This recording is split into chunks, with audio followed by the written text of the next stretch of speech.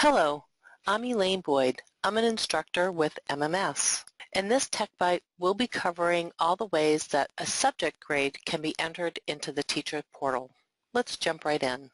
Now, in this Tech Bite, I will be demonstrating 3 different examples of how a school can be set up for grade reporting. This first example is just straight subject grades. They are not looking at any skills, standards, or competencies. We're going to start with the more common way of entering in a grade, and then we'll go to the less known or less used. So we're going to start with the gradebook, and we're going to go to our summary grid.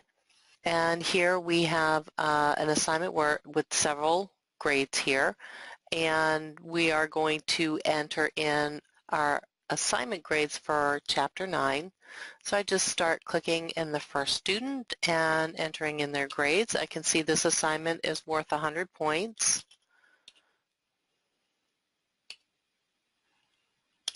And I can keep doing that. I'm actually clicking from field to field. I could use my arrow keys up and down. I could hit my enter key and enter in grades. You can see here that my quarter average now is a question mark. That indicates that MMS knows that these students have had a new grade entered in and that their total points and point scores have changed, and thus their quarter average needs to be recalculated. We'll recalculate that in just a minute. Let me enter in a few more grades here and one more. So I could enter in each student manually, and that would be fine, but we give you some tools here in the summary grid. If I right-click on any of the assignment score cells, I have some options show up. I can edit the assignment.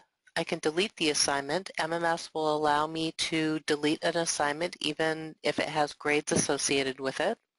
Use that one with caution. And also I have the ability to assign the same points or score as to all. So let's take a look at that. The first option here is to enter the same points for all of my students. So if I had an assignment where everybody did really well or everybody did really poorly, but the majority of the grades were the same, I could enter in that value here and then assign the same points with no override. That means those students that have already entered in grades, those grades will remain intact, or I can override and just remove all of the grades that I've already entered in. Where I've already entered some in, I'm going to do this with no override. And all of my students that don't have a grade are now going to receive a grade of 100. Now it just defaulted to that because that's the point value for this assignment. I could put, 55 or I could put 95, but we're going to go with what it defaulted to, and we're not going to override. It lets me know that it entered in grades for 6 students, so I'm going to close that window. And all the other students that I hadn't entered grades for now have a grade of 100. Let me go and delete some of these here and demonstrate that option again. So I'm going to right-click, and this time I can see that I have 3 students who don't have grades at all. So those grades are officially missing. So I'm going to go to my Assign Same Point Score As to All. And this time, rather than assigning points, I'm going to flag those as missing. And again, I am not going to override because I want to only do this for those 3 missing students. And so there we go. I can see that it's been assigned to those 3 students. I'm going to close my window, and now they are flagged as being missing. Now you notice with missing, it shows up as red. If there was a missing assignment, obviously there wouldn't be a score there. So it does enter in a 0 for that student, and it has an MI next to that grade, and it does negatively impact a student's grade, a missing assignment. We have some other examples here. We have a dropped grade, and you can do that as a score as, or you can assign it individually.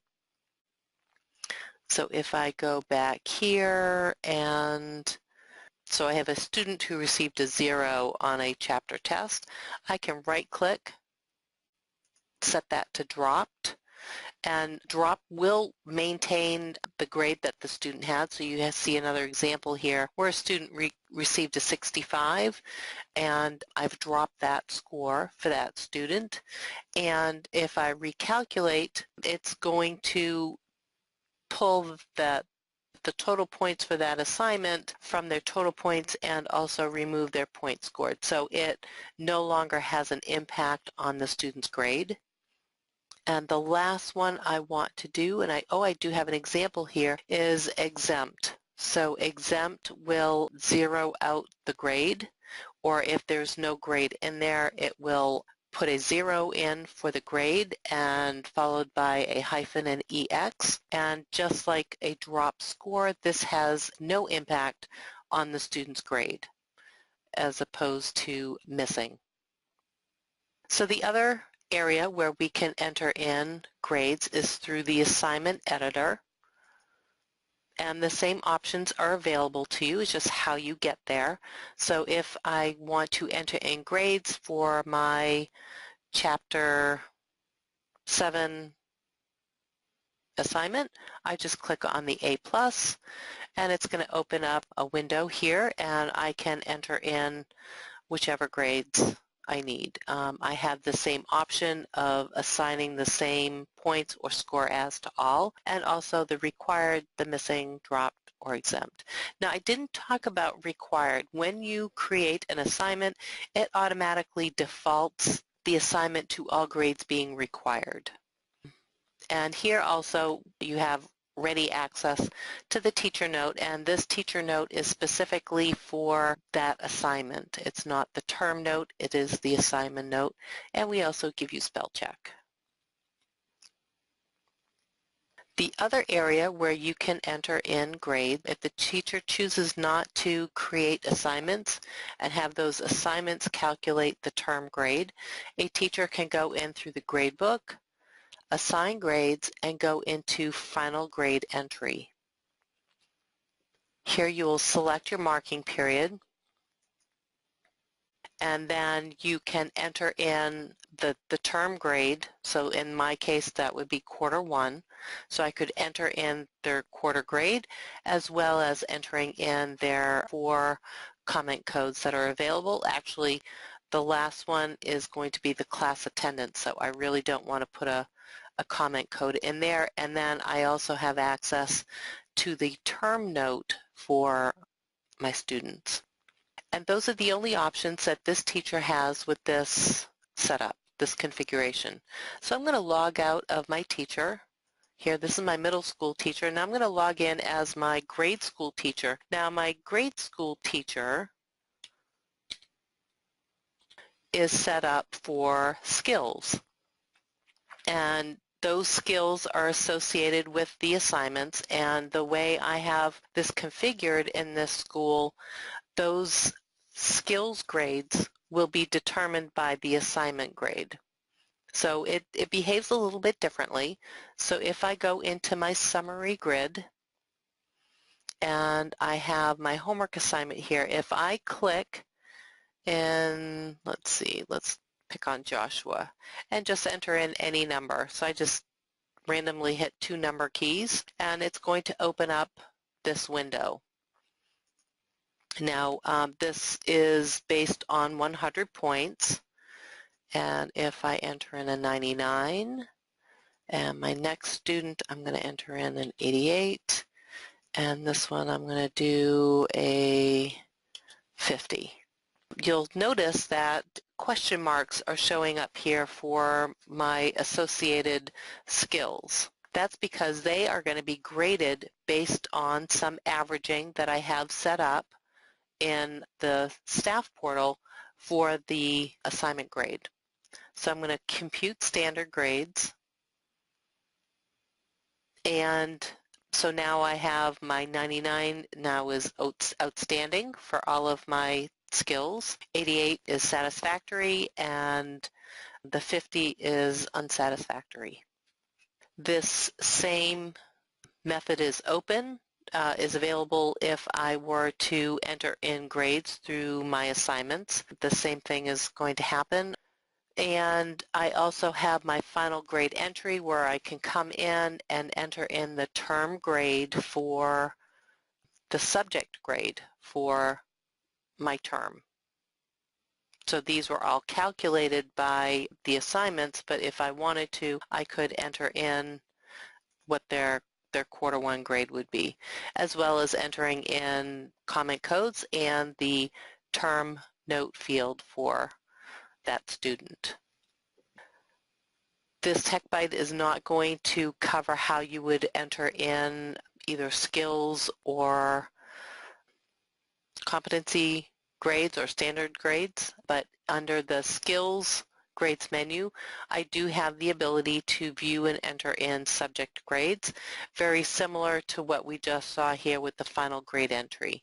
Here I have my quarter grade and then my comment codes and my note field. The last example we are going to see is a school that is set up for competencies. Competencies are different than what standards or skills are. In the case of competencies, when I create my assignments need to be attached to or linked to competencies, and those competencies will be graded, added together, and create the assignment grade. So the competencies is what will drive the term grade for the student. If an assignment doesn't have competencies associated with it, it will not be taken into consideration as part of the calculation for the term grade. So if I go to my summary grid, and again I'm going to take my assignment, oh I don't want this course, sorry. Let's go to my geometry class here. And if I click on any grade field, type in a number, just like with my standards or skills, another window is going to open up, but this one's going to be slightly different. Here I can see I have 3 competencies associated with my assignment, and rather than giving an assignment grade and having that assignment grade feed into the standards grades, or in this case competency, I'm going to grade my competencies. So this assignment is worth 100 points, and each of the 3 competencies are worth 33, 33, and 34 points. So I'm going to enter in my grades, and I'm just using my arrow keys to get from cell to cell.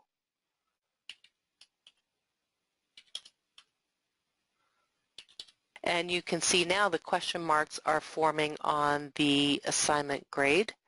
And if I click on Compute Assignment Scores, those 3 numbers are going to be added together, and it's going to determine my assignment grade.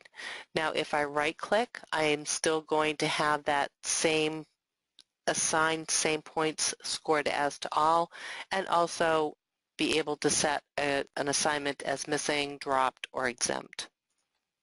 I hope you've enjoyed this TechBite on how to enter in grades through the teacher portal. Thank you, and I hope you enjoyed this TechBite.